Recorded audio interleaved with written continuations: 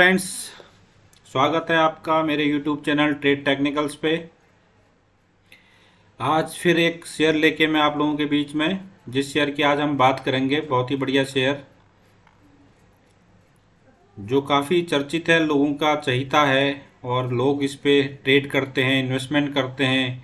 लेकिन जिस तरह से लोग इस पे विश्वास करते हैं उस तरह का ये कभी रेस्पॉन्स नहीं देता कभी कभी, और कभी कभी हो सकता है ये बहुत अच्छा आपको एक बहुत अच्छा ट्रेड दे भी देता है। लेकिन ज़्यादातर मामलों में लोग इससे निराश हो जाते हैं कि ये एक अच्छा प्रॉफिट नहीं दे पा रहा है। और अगर डिविडेंड की बात करूं तो एक अच्छा डिविडेंड तो ये देता ही है, उसी की वजह से लोग इसको ख़रीद लेते हैं और फिर डिविडेंड के ही भरोसे इस पर टिक जाते हैं। तो मैं बात कर रहा हूं आज ऐसे शेयर की जिसका नाम है वेदांता लिमिटेड। वेदांता की अगर मैं बात करूं, मैंने आप लोगों के सामने डेली टाइम फ्रेम लगाया हुआ है। तो डेली टाइम फ्रेम में अगर मैं बात करूं, आपके सामने ये चार्ट दिख रहा है आपको। मैंने यहाँ पे एक सपोर्ट का लाइन ड्रॉ कर रखा है। अगर इस सपोर्ट को मैं आगे बढ़ा के ले चलूं तो ये एक लगभग पूरा मल्टीपल टाइम सपोर्ट का ही जोन है यहाँ पे। ठीक है, तो अभी इस टाइम पे जो वेदांता आया है एक सपोर्ट पे आया है, और ये जो स्विंग लो था इस लो के आसपास आके थोड़ा सा हल्का सा बाउंस यहाँ से हुआ है। न्यूज़ नेगेटिव थी, इसमें स्प्लिट हुआ है शेयर, और थोड़ा सा इसमें जो शेयर की जो वो है वैल्यू है वो भी डीके हुई है, क्योंकि ये बहुत सारे शेयर्स में बटा हुआ है। वेदांता अपने अलग अलग यूनिट्स में अपने जो शेयर होल्डर है उसको अलग अलग तरह के शेयर देगा, जिसके पास भी शेयर हैं।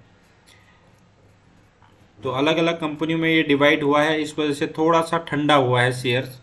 तो ऐसा नहीं है कि ख़राब हो चुका है बहुत, या ऐसा भी नहीं है कि बहुत अच्छा हो चुका है, लेकिन थोड़ा सा ये अपने ग्रुप्स में डिवाइड होने की वजह से थोड़ा सा ठंडा ज़रूर हुआ है।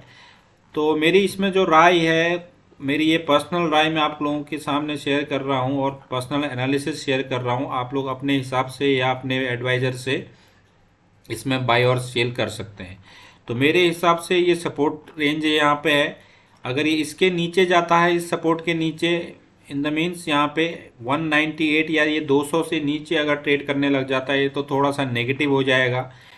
मेरी यहाँ पे इसमें बाइंग की रिकमेंडेशन नहीं है, मैं नहीं चाहता हूँ कि यहाँ पे मैं बाय करूँ। ये जो ऊपर से ट्रेड लाइन आ रही है, इस ट्रेड लाइन का मेरे को ब्रेकआउट चाहिए, मैं तभी जाके इसमें एंटर करूँगा अप साइड के लिए। ट्रेड लाइन का ब्रेकआउट कहाँ पे हो सकता है? अब ये ट्रेड लाइन अगर यहाँ से मार्केट उठना स्टार्ट होगी तो ये होगा 250 से ऊपर। अगर 250 से मार्केट ऊपर जाती है तो मैं यहाँ पे बाई कर लूँगा, लेकिन मेरी यहाँ पे बाइंग की रिकमेंडेशन नहीं है, क्योंकि ये हो सकता है यहाँ पे थोड़ा सा कंसोलिडेट करके और नीचे गिर जाए। इसलिए मेरे को थोड़ा सा कंफर्म होना पड़ेगा। कंफर्म मैं तभी होऊंगा जब ये ट्रेड लाइन को ब्रेक करके ऊपर की तरफ जाएगा, तो मेरे को एक थोड़ा सा हल्की सी मूव यहाँ पे मिल सकती है। जिसने इसको होल्ड करके रखा है, अगर वो कोई नीचे के लेवल से उसने होल्ड कर रखा है तो होल्ड करें इसी एसएल के साथ जहाँ पर ये मार्केट है इस टाइम पे। 200 से नीचे अगर ये वेदांता आ जाता है तो आप इसका एसएल हिट समझिए और मार्केट से बाहर हो जाए, इस स्टॉक से बाहर हो जाइए। दोबारा नीचे आने का आएगा फिर आपको मौका दे सकता है। अदरवाइज अगर आपने ऊपर के लेवल पे कहीं पे लिया है और आप इसमें फंसा सा महसूस कर रहे हैं तो उसमें भी कोई टेंशन की बात नहीं है। इसी सपोर्ट पे आप यहाँ पे एक बाउंस आने पे ऊपर आपने अपने रेट पे इसको निकलने की कोशिश कर सकते हैं। अगर आपने ऊपर के रेट पे लिया है तो यहाँ पे वेट करें, और ऊपर आ गया तो अपने अपने जो भी कॉस्ट जैसा भी आपको मिलता रहता आप इसमें से निकलने की कोशिश कर सकते हैं। पॉजिटिव कब होना है? या तो इसमें आप नीचे एक डिप आने दें तब जाके बाई कर सकते हैं। नीचे डिप का मतलब, मैंने कहने का मतलब है, ये लगभग यहाँ से और 50 पॉइंट नीचे और आ जाता है तब एक अच्छी वैल्यू पे ये आपको शेयर मिलने लग जाएगा और आप यहाँ से उसको लॉन्ग कर सकते हैं। ऊपर कोई किसी ने ले रखा है तो होल्ड करें, ऊपर बाउंस आए अपने कॉस्ट पे निकल जाएं, क्योंकि बहुत जल्दी ज़्यादा बहुत बढ़ने वाला ये शेयर इस टाइम पे नहीं है। बढ़ेगा, धीरे धीरे बढ़ेगा, और आपका लॉन्ग टर्म का व्यू है तो आपको फिर भी वैसे भी कोई टेंशन नहीं है। नीचे 200 का एसएल लगा के लॉन्ग टर्म में जा सकते हैं। अदरवाइज नीचे अगर आता है एवरेज कर सकते हैं आप। यहाँ से 50 पॉइंट और नीचे गिरता है 175 150 तक भी ये अगर शेयर आता है तो आपको यहाँ से इसको लॉन्ग करके चलना है या एवरेज करके चलना है। टारगेट क्या हो सकते हैं? 300, 350 का टारगेट पहला, यहाँ से 340 का पहला टारगेट, और उसके बाद अपसाइड के 400 तक के टारगेट के लिए आप यहाँ से जा सकते हैं अगर आपका लॉन्ग टर्म का व्यू है तो। शॉर्ट टर्म का जिसका नज़रिया है 200 से नीचे एग्जिट करना है, नीचे आने दें तब जाके बाय कर सकते हैं। अगर लॉन्ग टर्म का इरादा है तो आप ले रखा है तो होल्ड करें 200 के ही स्टॉप लॉस के साथ। अदरवाइज अगर आपने यहाँ पे फ्रेश बाइंग की आप सोच रहे हैं तो इसको कम से कम 250 से ऊपर ट्रेड करने दें, तब जाके इसमें फ्रेश बाइंग करें। तो ये था मेरा व्यू वेदांता पे। अब हम बात करते हैं आज के मार्केट की। मार्केट इन द सेंस आपको पता ही है, मार्केट मीन्स निफ्टी और बैंक निफ्टी पे। बैंक निफ्टी और निफ्टी की मैं अगर बात करूं, आप लोगों के सामने चार्ट खुला है निफ्टी का भी और बैंक निफ्टी का भी। किस तरह से मार्केट ने आज दिखाया आप लोगों को मैं बताना चाह रहा हूं। मार्केट जो है गैप डाउन हुआ है, काफ़ी 150 पॉइंट गैप डाउन हुआ। गैप डाउन होने के बाद मार्केट बहुत ज़्यादा नीचे आया और नीचे इसने लो लगाया कहाँ का, 253 तक का इसने लो लगा दिया था, 19,635 तक का इसने लो लगाया। उसके बाद ये मार्केट ऊपर उठा, ऊपर उठने के बाद फिर से करेक्शन आके यहाँ से मार्केट ने धीरे धीरे धीरे अपसाइड की मूव दिखाई। तो अच्छी रैली यहाँ से हमें मिली, एक अच्छी हमें अपॉर्चुनिटी यहाँ से कॉल साइड की मिली अगर मैं ऑप्शन ट्रेडर की बात करूँ तो। और उसके बाद डे हाई में जाने के बाद यहाँ से ये लगभग यहाँ से कल की क्लोजिंग के आसपास से फिर से इसने रिजेक्शन लिया, 19,800 के पास से रिजेक्शन लेके फिर से मार्केट बंद हुआ आपका 17,733 के आसपास।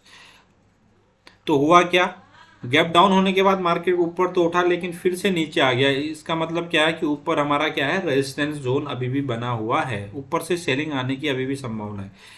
डियर फ्रेंड्स, मैंने आप लोगों को पहले ही बताया था कि ये जोन जो है ये एक रेजिस्टेंस का काम करने लग जाएगा अगर मार्केट गैप डाउन होगा। तो वही हुआ, ये ऊपर आया तो ये जोन इसने रेजिस्टेंस का काम किया और मार्केट यहाँ से नीचे फिर से आ गया। तो कल के लिए क्या हो सकता है, इस दिन मंडे के लिए क्या हो सकता है, मंडे के लिए अभी भी 19,800 का लेवल जो है वो रेजिस्टेंस का काम करेगा, ये वाला जोन जो है वो रेजिस्टेंस का काम करेगा। और मार्केट अगर नीचे खुलता है, गैप डाउन खुलता है, तो यहाँ से फिर से एक बाइंग हम एक्सपेक्ट कर सकते हैं। तो अभी भी मार्केट इस जोन पे थोड़ा सा फंसा हुआ सा महसूस कर रहा है अपने आप को। क्यों, क्योंकि नीचे से सपोर्ट बना हुआ है, नीचे से बायर्स बैठे हुए हैं और ऊपर से सेलर्स बैठे हुए हैं। तो थोड़ा सा मार्केट एक कंसोलिडेट एरिया पे है, क्योंकि एक अच्छी रैली के बाद थोड़ा सा पॉज लेना मार्केट को ज़रूरी है। और वैसे भी हम बहुत अच्छी रैली को लेते हुए आ रहे हैं, तो हल्का सा यहाँ पे मार्केट एक साइडवे या एक लॉन्ग टाइम पे हम देखें तो पॉज लेता हुआ नज़र आएगा ही आएगा आपको। अगर मैं यहाँ पे बात करूँ निफ्टी की ही डेली टाइम फ्रेम में, तो आज थोड़ा डिस्कस कर लेते हैं डेली टाइम फ्रेम को। डेली टाइम फ्रेम में बात करें तो आज एक अच्छी हमें बुलिश कैंडल क्लोज होती हुई दिखी है, लेकिन गैप डाउन के बाद एक अच्छी कैंडल दिखी है। तो यहाँ पे अभी भी संभावना यही है कि फिर से मार्केट साइड पे हो जाएगा, 19,800 को इजीली तोड़ेगा नहीं और नीचे 19,600 के नीचे जाएगा नहीं। तो ये 200 रेंज में अभी भी मार्केट फंसा हुआ है, तो आप लोग उस तरह से इसमें ट्रेड कर सकते हैं। इससे ऊपर और नीचे फिर जाता है, मूवमेंट आती है, तो ऑब्वियसली हम उस पर ट्रेड लेंगे और उस पर हमें ट्रेड लेना चाहिए। अब बात करते हैं हम बैंक निफ्टी की। बैंक निफ्टी का अगर इंट्राडे चार्ट 5 मिनट का मैं देखूं तो बैंक निफ्टी ने और अच्छा ट्रेड दिखाया आज। मार्केट नीचे गैप डाउन होने के बाद, नीचे आने के बाद 44,200 का अच्छा सपोर्ट लेने के बाद मार्केट ऊपर उठा और 44,562 तक मार्केट गया। और वहाँ से फिर से लास्ट के टाइम मोमेंट पे, लास्ट के 1 घंटे में मार्केट नीचे आके फिर से 44,220 पे आ गया। तो इन में इसका मतलब है क्या कि ऊपर से इतने हैवी सेलर्स अभी भी बैठे हुए हैं जो मार्केट को वहीं लेके आ गए जहाँ से उठा था, जो बाइंग जोन था वहीं से मार्केट उठ गया। अब डिपेंड करता है परसों के मंडे की मार्केट पे, अगर गैप अप होता है तो इसी जोन पे रहेगा 44,500 550 से लेके 44,220 के। अगर गैप डाउन हो जाता है तो फिर एक समस्या थोड़ा सा और आ सकती है हमें, गैप डाउन होने के बाद मार्केट और नीचे के लिए खुल जाएगा। अगर गैप डाउन होने के बाद 44,200 को रेजिस्टेंस लेता है तो फिर से हमें एक नीचे का रास्ता यहाँ से खुल सकता है। अगर 44,200 के ऊपर ही रहा तो यहाँ से एक पॉजिटिविटी फिर से आएगी 44,500 की तरफ। तो इस तरह से हम यहाँ पर ट्रेड कर सकते हैं। अगर मैं इसकी डेली टाइम फ्रेम की बात करूँ तो उसमें भी यही दिखा रहा है। तो डेली टाइम फ्रेम में तो देख सकते हैं आप मार्केट ऊपर से बहुत ज़्यादा खींचा हुआ है नीचे की तरफ को। इसका मतलब यही है कि ऊपर सेलर अभी भी है, तो मार्केट ऊपर जाएगा तो सही, लेकिन वहाँ से एक प्रेशर हमें आएगा। तो बोथ साइड हमने ट्रेड लेना है, सेल ऑन राइज करना है, डिप ऑन बाई करना है। तो इस तरह से रणनीति से आप काम कीजिए। तो थैंक यू वेरी मच, आज के लिए इतना ही था। कल 2 दिन छुट्टी है, एंजॉय कीजिए और मंडे से दोबारा अच्छे से ट्रेड करिए। Happy trading, wish you wealth. अगर वीडियो पसंद आ रही हो तो लाइक शेयर एंड सब्सक्राइब जरूर करना। Thank you very much. Thank